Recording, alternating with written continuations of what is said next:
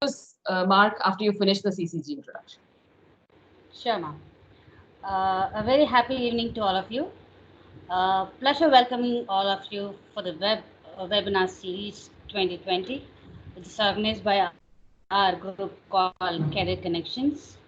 I wanted to begin with a quote. Let us have a dagger between our teeth, a boom in our hands, and an infinite scorn in our hearts, which was quoted by Benito Mussolini.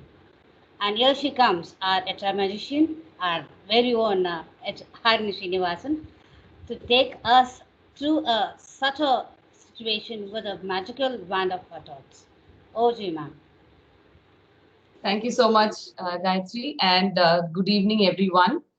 This is the first time we are moving out of one platform and to another, so I hope people will join along the way.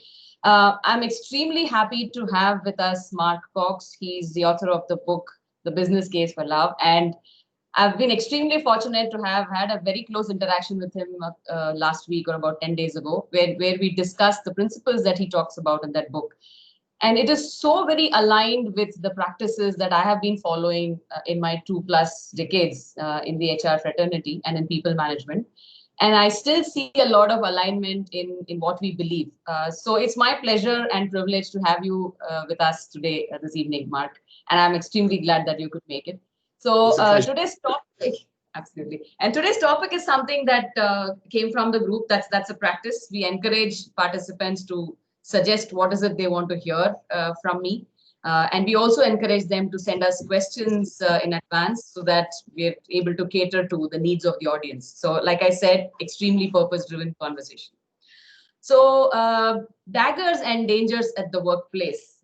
This title has intrigued a lot of people, and I've been hearing from so many people, so many followers saying they are curious to know what we're going to speak about. Um, I was just thinking about how do I bring this into context. I normally use a storytelling style. That's my natural style.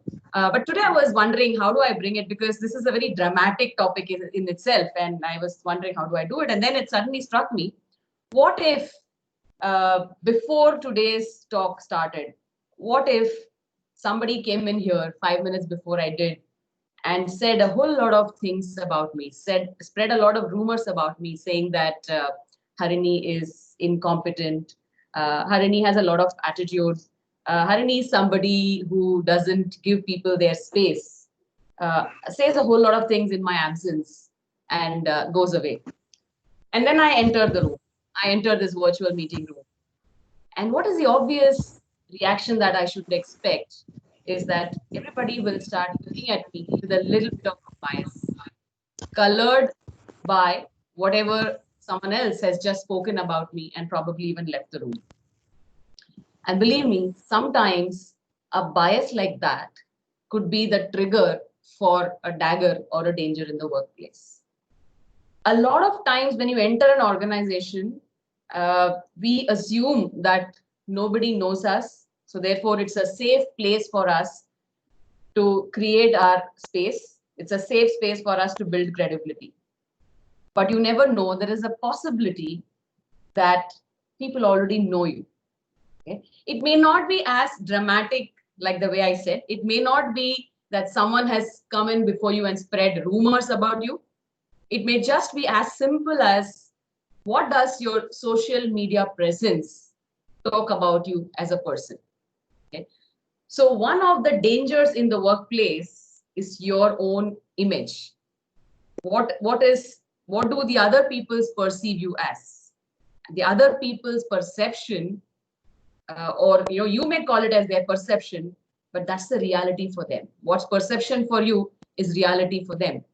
So it's quite possible that people have watched your behavior on social media, and they are looking at you with a bias or with perception about you as a person the day you enter the workplace. So this is something which is very much a danger that lurks in the workplace today. And when somebody shakes hands with you on your first day at work, not in this situation, but typically when someone welcomes you at work, there could be something working in the back of that person's mind about what he or she thinks about you as a person, what he or she thinks about you as a professional.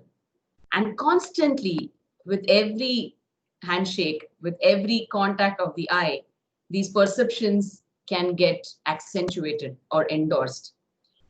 And if you actually start behaving very, very close to what perception the person has about you, it keeps getting endorsed even more. And then that perception becomes a very strong belief.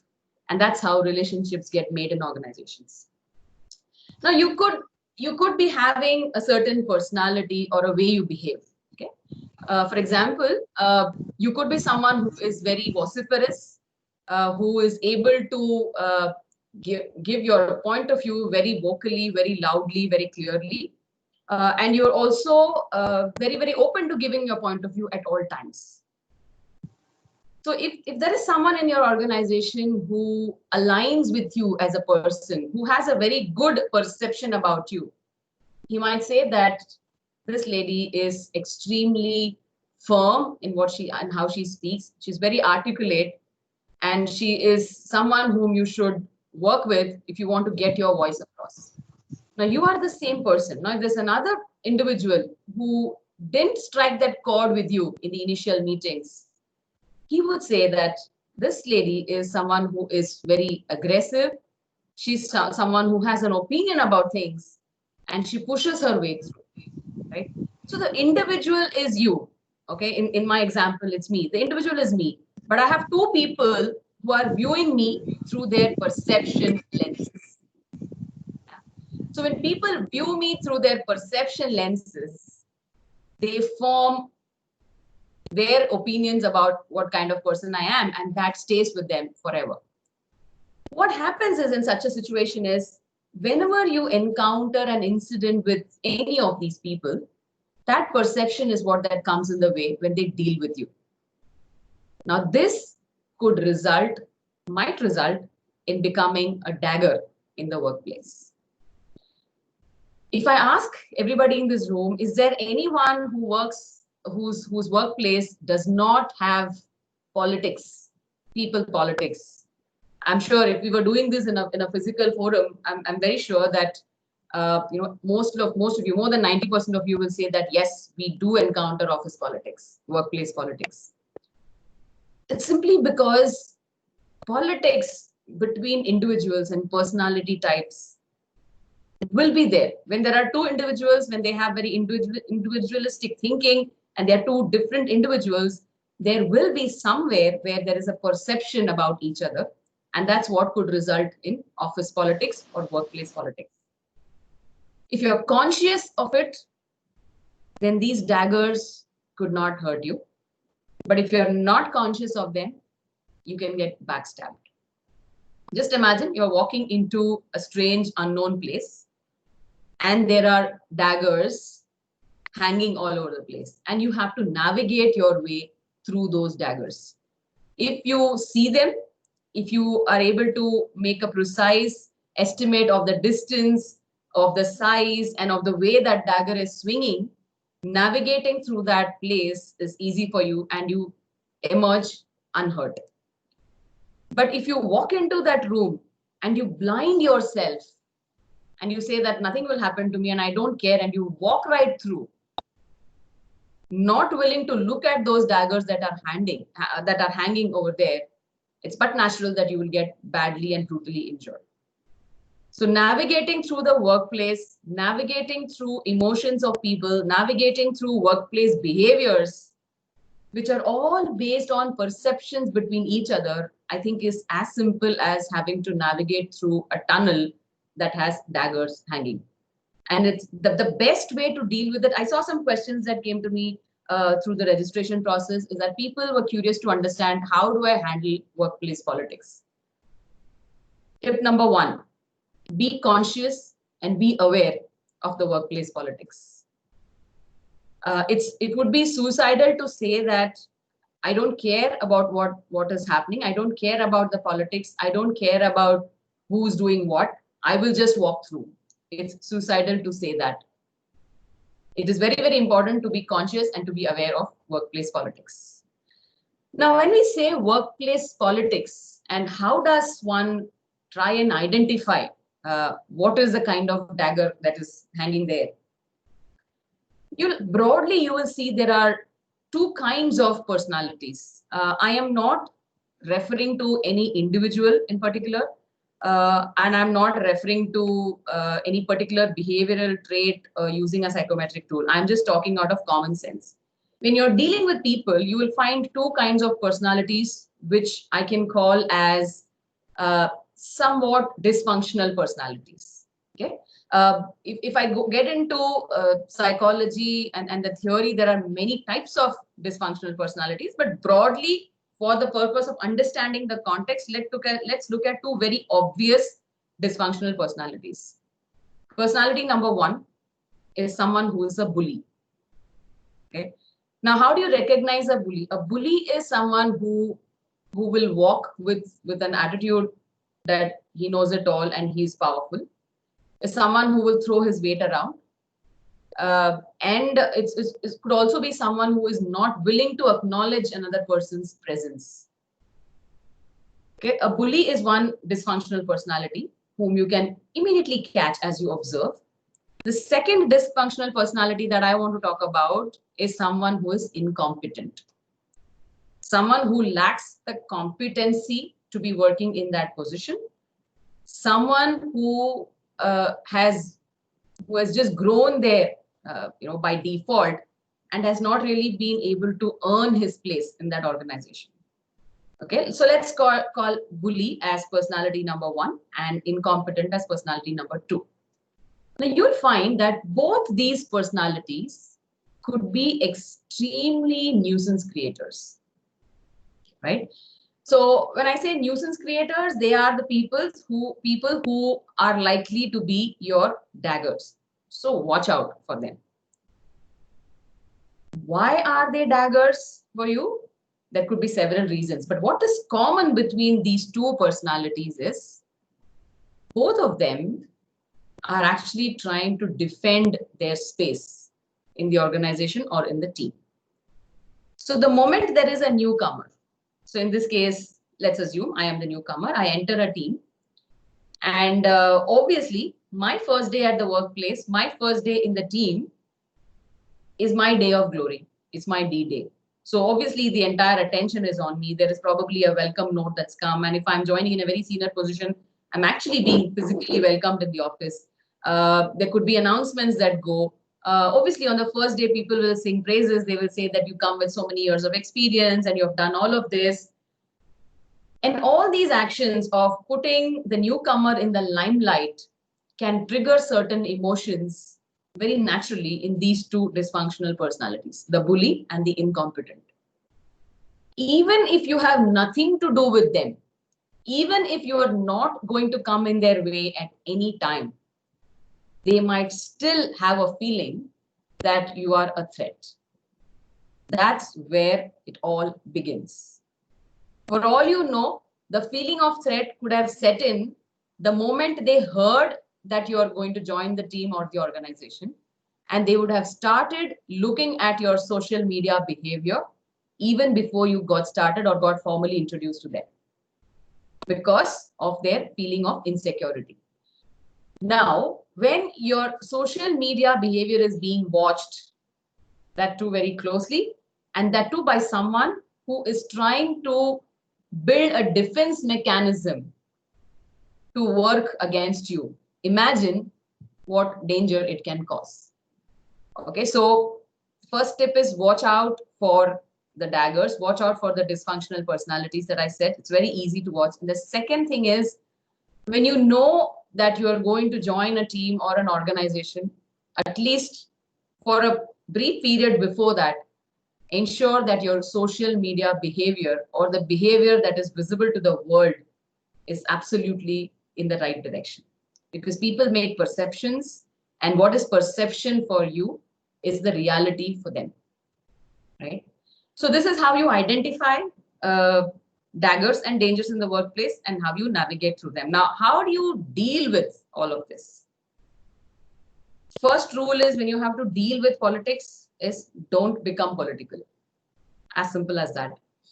When I say don't become political, what I mean is one needs to control the temptation of feeling of alignment with particular individuals. Why I'm saying you have to control the temptation is it's very, very easy. It's very natural. When you see a like-minded person, when in the first interaction, you find a soul connection, you find that instant connect. It's very obvious that you kind of emotionally get attached with that individual. More so when you are a newcomer in the organization. When you're a newcomer there, you're looking for friends, you're looking for connections. And the moment you get connected with someone, the alignment is so strong, you will be seen with that person almost every time during the day. Okay. It's good to get a buddy in the organization. It's good to bond. It's good to discover the organization along with someone who's been there. But at the same time, it's too early to actually align your beliefs and values with anybody in the organization. The reason is there could be someone else who is a dagger in that tunnel and is waiting to backstab you. You never know, because there is always someone whom you might be putting at a position of threat by your mere presence. And you don't even need to have a charisma about you. You don't even need to be dynamic. You can just put anybody at a position of threat or insecurity by your mere presence, and anyone can do that. There's always someone who could be your competitor or who perceives himself or herself as your competitor. Now, that person is watching for that moment with whom you are aligning and why. So if you are seen aligning with a bunch of people who are not seen in good light by the others, you're putting yourself into trouble. You're giving your hands into the political situation. So the second tip is do not form allies in the organization very, very quickly, right? So if you do not form allies in the organization, and you spend the initial few days as you're settling down with a very open mind, being absolutely non-judgmental, and doing a lot of listening instead of talking, and trying to find out from people more about the organization, more about every individual, more about interpersonal relationships between people, how teams work, which are the teams that are aligned, which are the teams where there are conflicts and all of that. And if it's a learning for you, if you're able to document all that learning, it will come as a reference point much later when you have to deal with certain people. This is an exercise which I did in one of my last organizations, where it helped me tremendously. It was a very, very complex organization where I had to deal with multiple stakeholders across various functions, across various cities, and at a very, very senior role. So the first 90 days, typically the first 90 days I spend in a lot of understanding and observation. Like we do in design thinking, I design my tenure in the organization, and I do a lot of the empathy phase of design thinking there. And I try and make my observations, and that helped me to understand group dynamics. Group dynamics is something which will help you navigate through the daggers and the dangers at the workplace. If you show a blind eye to that, then there is no option other than accept it when you get stabbed in the back. Now, in spite of all of this, you might still argue that, yes, I'm conscious, I'm aware, I have been practicing that, I am not being alive with anybody, yet I have a problem dealing with my boss. Yet I have a problem dealing with two bosses, and I'm constantly facing the brunt of the conflict. Well, that is reality. When you have conflicting bosses and you are reporting to both of them, you will have to deal with it. Now, how do you deal with that that's where you have to develop something called as diplomacy and tact. You have to understand the behaviors of each of the stakeholders that you have. Start building trust. And that's where Mark will have a lot to tell after I finish about how do you build trust between people, between individuals. How do you start building your own credibility there by being authentic in your relationships with people? While, like I said, while in empathy, you have to put yourself in other people's shoes and look at situations from their perspective. It's also important that you be authentic and be in your own skin when you're having to convert your thoughts into actions. Now, when you're doing that, when you're empathetic, you're building that trust between the individual and you. And when you're authentic, you're also telling them what you truly are. And over a period of time, that eases out a lot of distrust between you and the bosses. So it becomes a lot easier to handle those conflict between two people. Another situation that we all face very, very often is you'll find two departments which are constantly at loggerheads. Okay.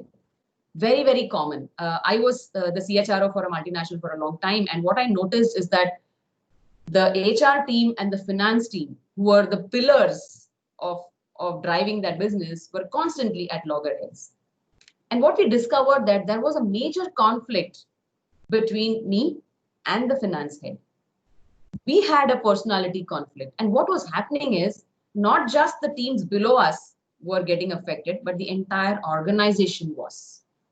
To an extent, and because I am a behavioral science expert and I observe behaviors and I do a lot of experiments with human behaviors, what I noticed that the entire organization was actually taking this situation to their advantage. Anyone who wanted to have his way through would use this conflict between us and play one against the other and get an approval, because we were at peer levels. So for an employee who wants to do something which is not in the interest of the organization, this conflict between the leaders was becoming extremely advantageous. Now, this became a dagger for the organizational health itself. And it's extremely dangerous to put the organization's health at stake. So one of the things that I did there is it was almost impossible for me to get into talking to my peer, and I tried that to start with, but it wasn't working. I had to get external help because I am also involved. The fact is that I know what's happening, but I can't and I should not treat myself.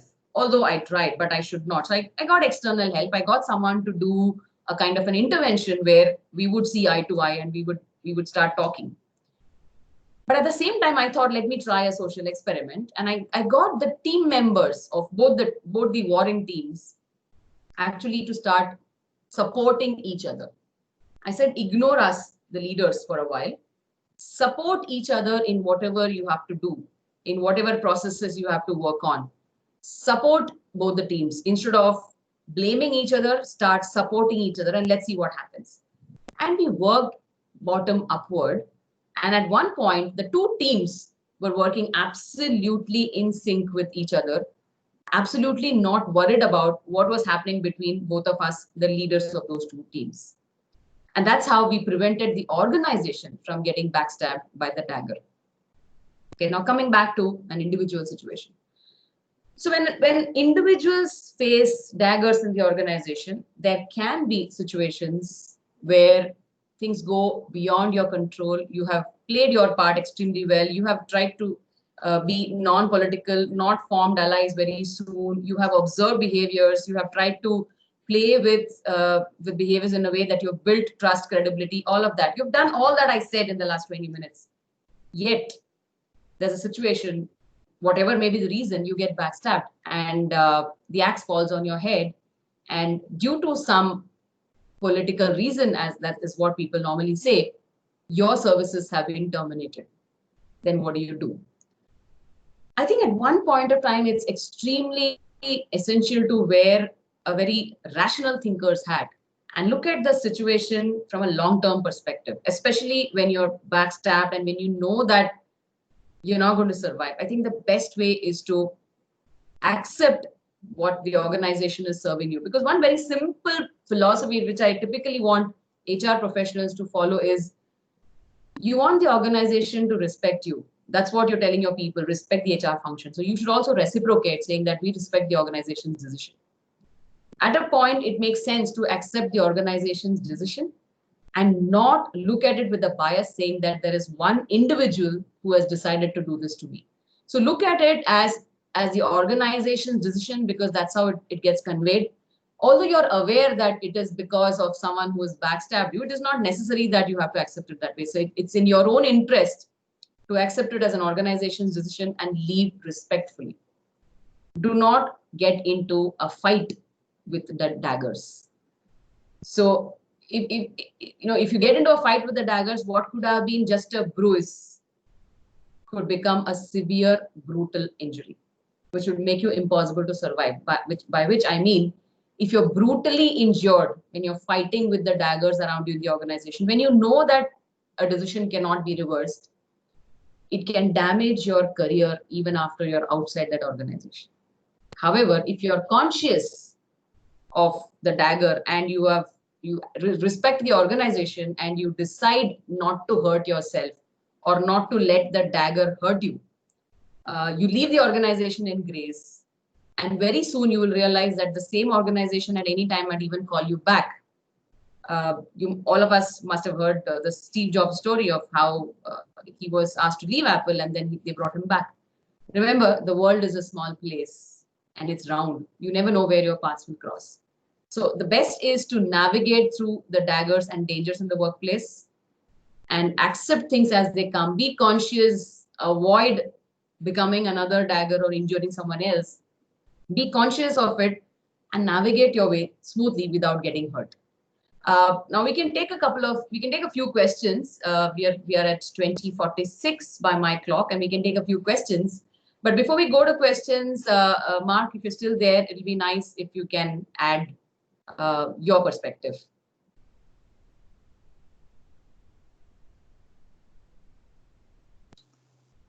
Okay, can you hear me? Yes, Mark. Yeah, there's a bit of feedback. That was fascinating in your description. It was a very visual description. I think that there's a few things I would add in support. I think one of the phrases we both use is "be true to yourself," and I think one of the interesting things when you were talking about the A and B, the bully and the incompetent, is, in my experience, B often leads to A. If somebody is incompetent and get promoted, they spend their life worrying they will get found out. And their defense mechanism is often to hit out and become a bully. And I've observed this a number of times in my own work, where the CEO, so the ultimate boss, has actually gone because the business wasn't working properly. And when I've spoken to employees who were there afterwards, they would say that actually, the person, normally a man, was both A and B, but the way they protected themselves was from being found out was to bully other people.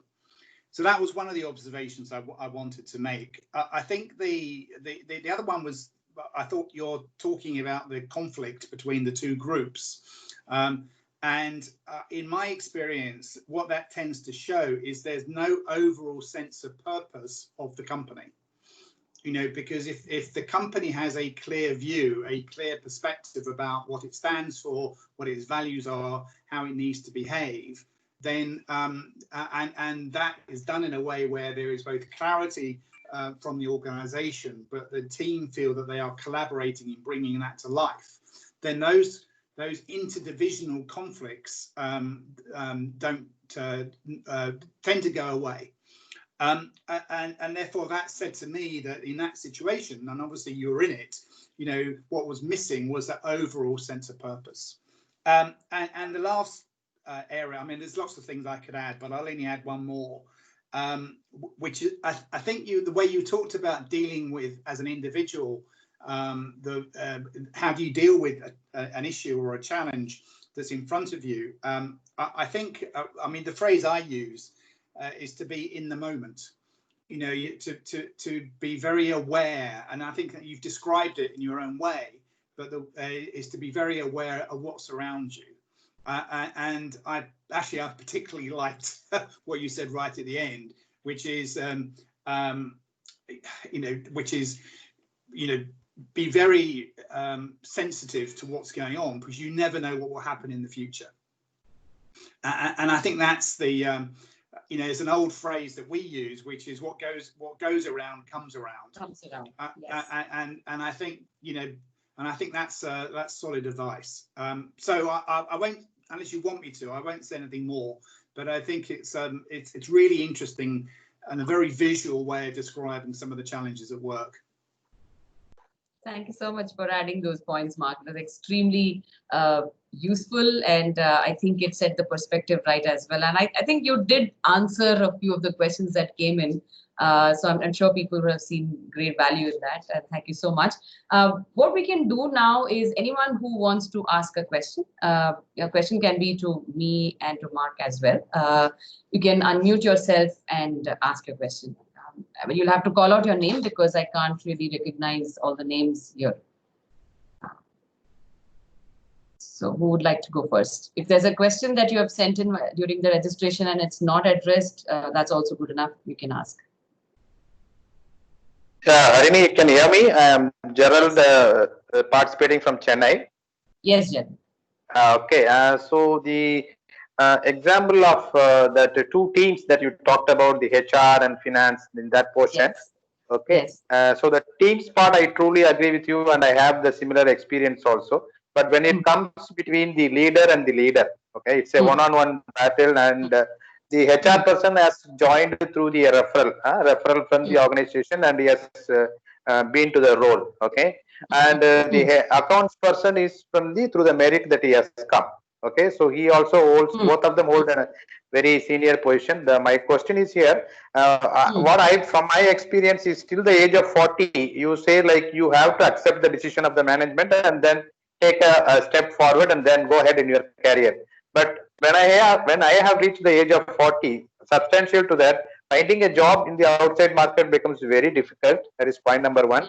So this same scenario, wherever we are going to go, we are going to face this. Okay, so-called office politics and all those things. So my advice or my suggestion would be, we can take such decisions, but still then we have to fight wherever you are there. Okay, so walking out alone is not a solution kind of thing. It may be feasible for you till the age of 40, but the moment you cross 40 and above, it is not very easy to get inside.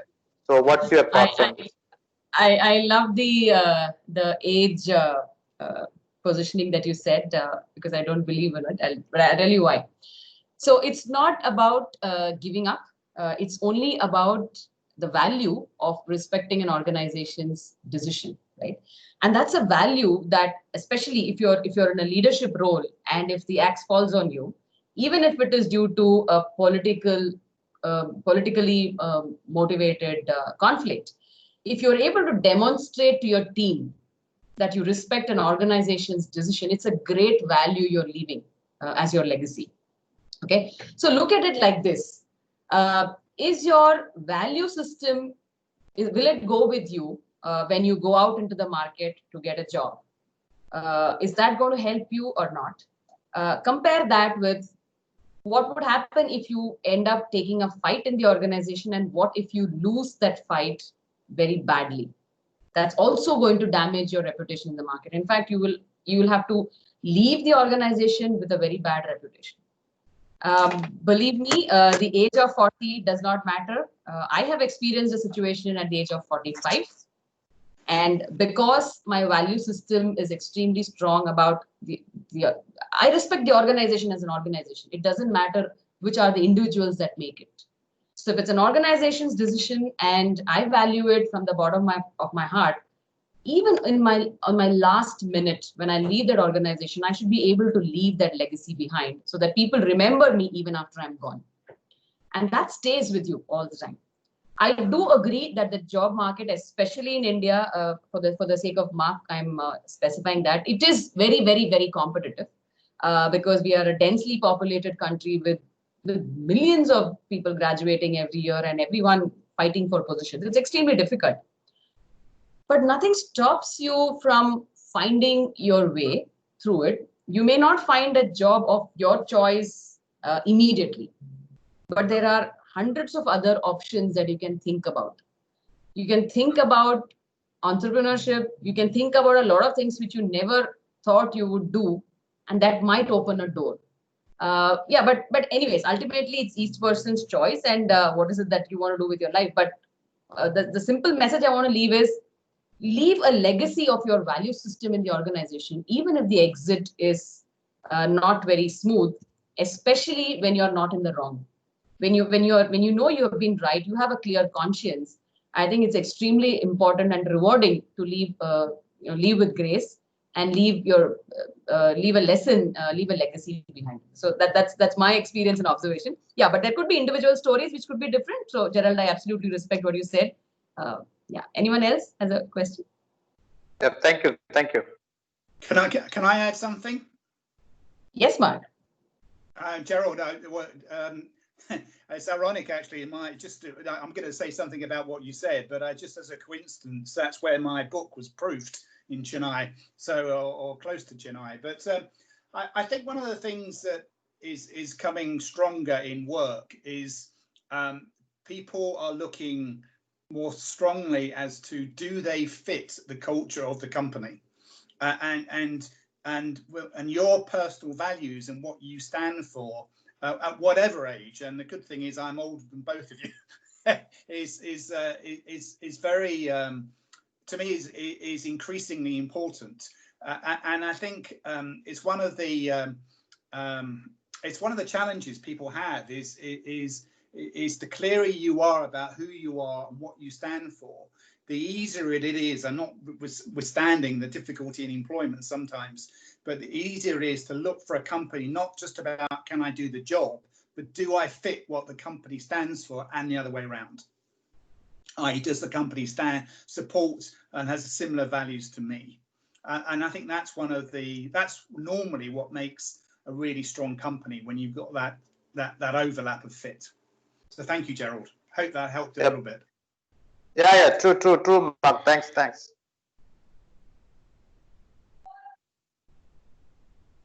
Anyone else has a question? Mihir, you have raised your hand. So do you have a question?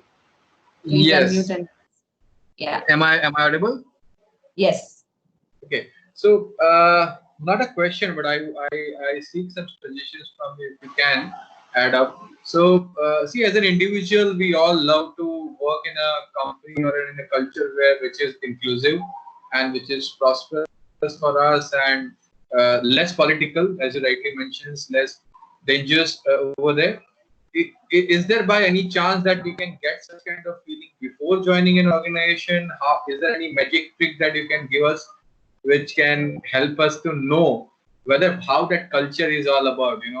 I don't want to name a company, a giant which is already been there in news currently, but that company has never been looked at a good company to work with, because everyone knows that there are a lot of politics over there, right? So by any chance that we can gauge that before joining?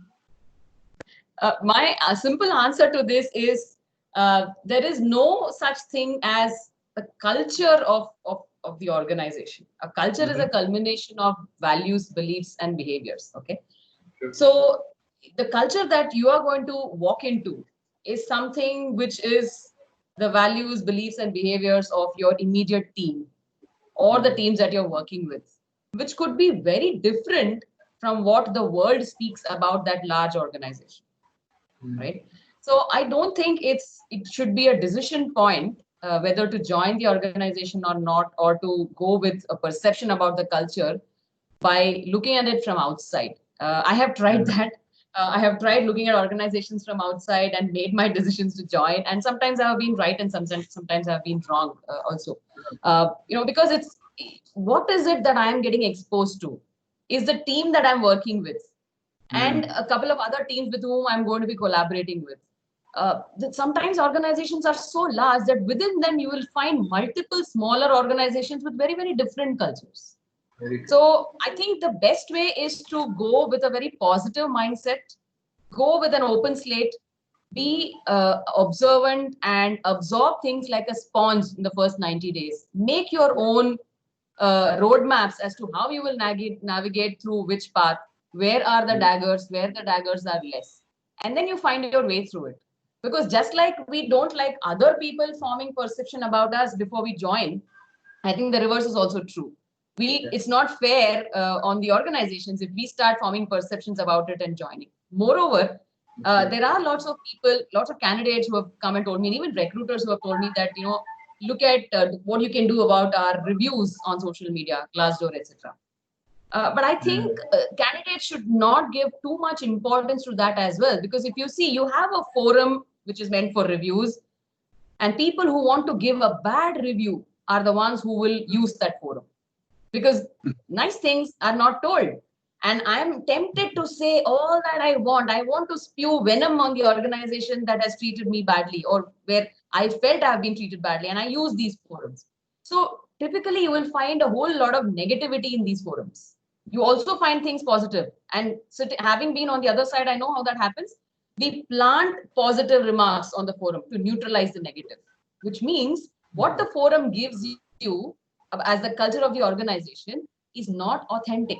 So it's up to every individual to be there, go with an open mind, be ready to accept things, build relationships along the way, and create a better workplace. I think it's about each one of us to create that better workplace. And I'm sure Mark will have something to add here, because this is the essence in his book.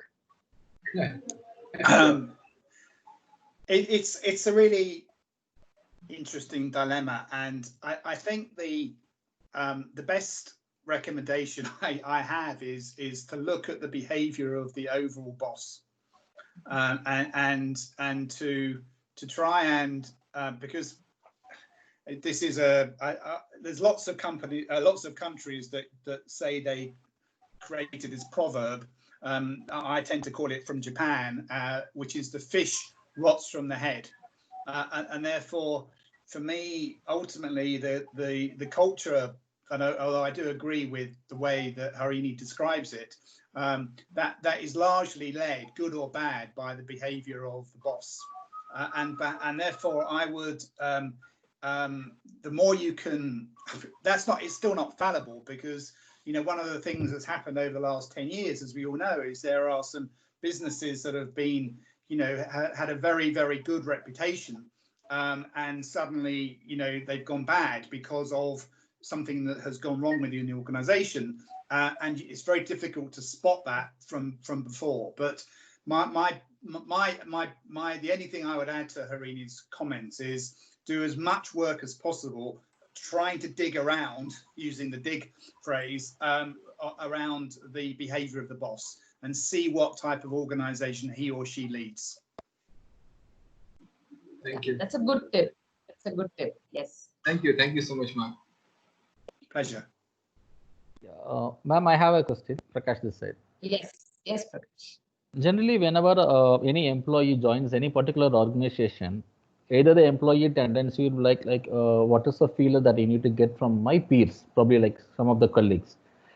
How do I really recognize whether these person is a really good person, or these people might be throwing some lot of bad information, maybe a danger or dagger inside the workplace, where over a period of time, within the short span of time, probably like 1 or 2 weeks, I may be setting up my mind like this is not a good right company to work with.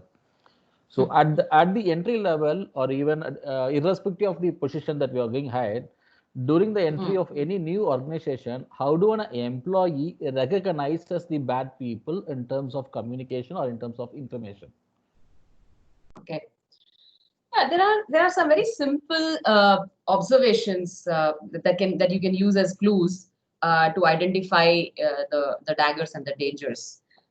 You can look at sometimes body language speaks a lot. I use observation of body language a lot. So when you find someone who is speaking to you very guarded, then you know that there is something else that is working in his or her mind, and that's not what is being said to you.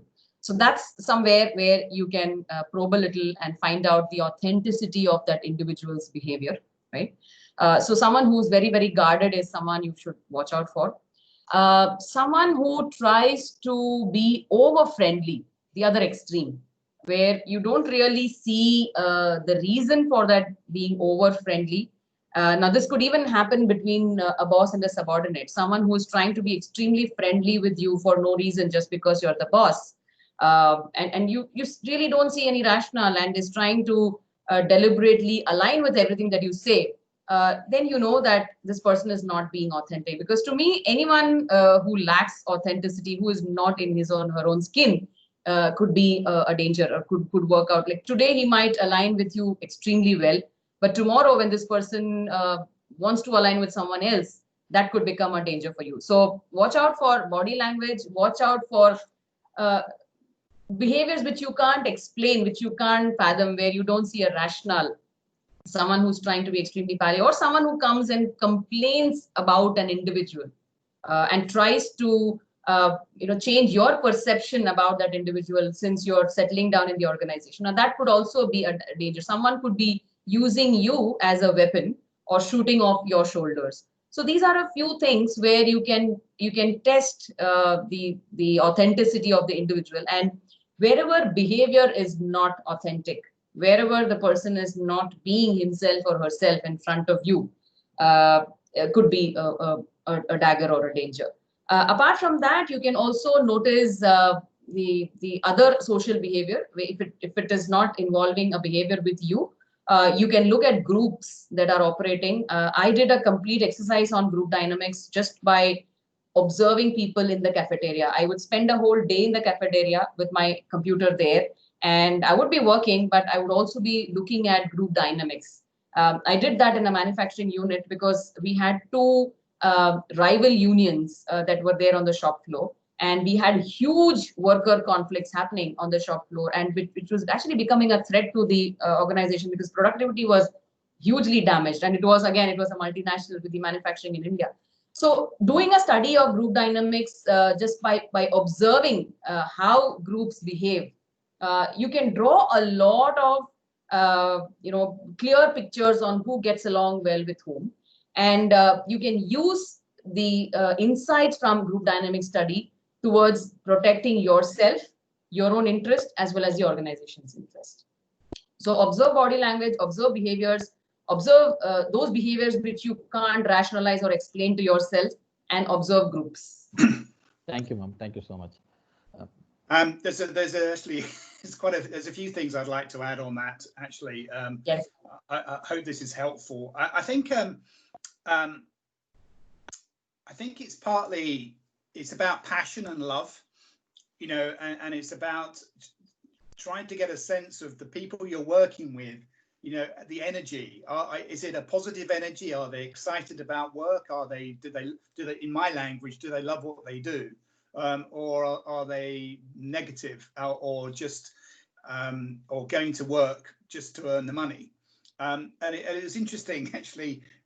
Harini mentioned something called talked about the canteen, and it's an example I have in the book. I worked with a financial company in Sweden. So very different to you guys in terms of weather for a start. And when I was doing my initial discovery, listening and talking to people, what became clear were there were two parts of the organization. There was what I called the cool people, which are the ones who were energetic, excitable, they love what they were doing. They were working really hard. They were working for one another. And the other group is what I did call the canteen people. And the canteen people what I meant by that is they went to work not to love what they did, but to meet their friends at lunchtime. And their mindset was much more about, I'm going to work because it's work, rather I'm going to work because I love what I do.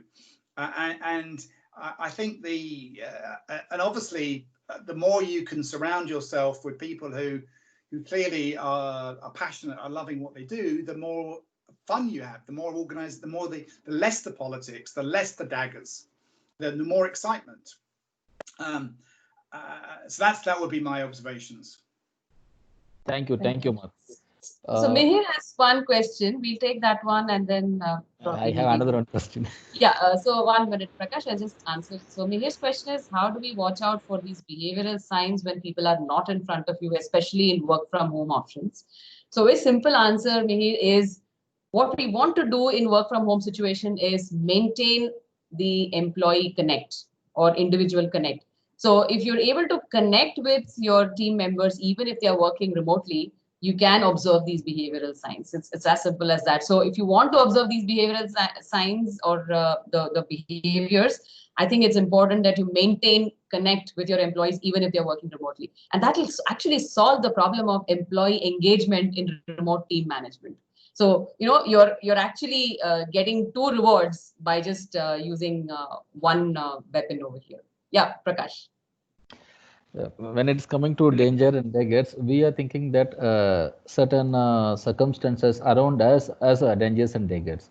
But sometimes HR himself has been seen as a danger and dagger for both the employee as well as the employer. How do we really come out of such a kind of situation? My answer to this, again, very simple. If HR is authentic and does what the HR function is meant to do, you will not be a dagger or a danger to anybody. HR function is meant to be a people champion and a business enabler. Many a time we forget that we have two roles to play, and the 2 roles are to be balanced perfectly.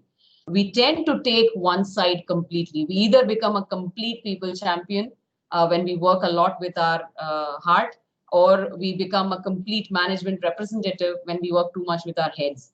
But I think that balance is extremely important for an HR professional, because the intent in whatever decision you take or whatever decision you advise as an HR professional, the intent should be in the interest of the organization and without causing any harm to individuals. If that is the intent, if that is the purpose of why you are there in that organization, I don't think HR can ever become a danger or a dagger. It's just because we tend to take one side and we forget the intent, that we are here to do things in the interest of the organization and without harming individuals. So that balance of the heart and the head is extremely important. With a lot of introspection. And that's how you build credibility for HR. Thank you so much, ma'am. People should love HR even after the team is completely gone. And I believe that organizations don't need large HR teams, because people can be managed by the managers themselves, but people should remember the HR folks, even if you have left the organization. Leave that legacy behind. That's right. Okay, I will go with another question finally, if someone is not having any question. Just one more question, because Prakash, we are at 9:12. Yes, ma'am. Probably if someone Can I ask a question? Yeah. Yes. Can I ask a question? Yes. Rajiv Shah here. Hi, Rajiv. Yeah. Hi, Harini. Question can be answered by either you or Mark. Many times when we interact with senior leaders and let's say heads of the line management, then when we talk about values and ethical behavior and all things, most of the time we heard this standard reply that let's be practical. So how that translates into action actually? What do we mean by being practical? Let's be practical many a times is a way to escape from decision making, if you ask me, because that kind of puts a full stop to a conversation, to a negotiation. So don't go by the semantics of the word. I would just say that the best way to resolve conflicts or come to a consensual decision on anything is to look at the pros and cons of both sides and facilitate that conversation in a way that you're very open and clear about what your views are on the pros and cons, and let the team of decision makers decide. Don't take as let's be practical as the answer. I would rather say take the decision from the decision makers as the answer. Right? So then it may not even be just be practical. It may be a lot more than that. So the role here is to facilitate a decision and get the decision out, and not an escape route from the problem. Mark, do you want to add to that? Yeah, I think it's look, we're using, when we talk about empathy, values, sense of purpose, love, they're quite difficult for many bosses to get their head round, and yet which is why I think people then go into something tangible. How do we become practical? Whereas actually, but I think the important thing and the good thing is that more and more people, particularly younger people, are demanding that the environment they operate in and work in is a combination of heart and head, which is, as Harini has described. And I think I'm obviously every situation is slightly different, but I think the more people are confident, and I certainly in my experience, people are getting more and more confident in calling out bad behavior, you know, and actually saying, you know, look, this isn't right. You know, you cannot do this. You cannot behave in this way to their bosses. And I know it can be challenging, but I think there is much more of a groundswell of attitude now where people will not put up with bad behavior, and they want to work for an organization which they believe in, that has got some strong ethics and strong beliefs. And to me, that's the future, you know, and the bosses that struggle with that will actually, frankly, really struggle to run businesses in the future.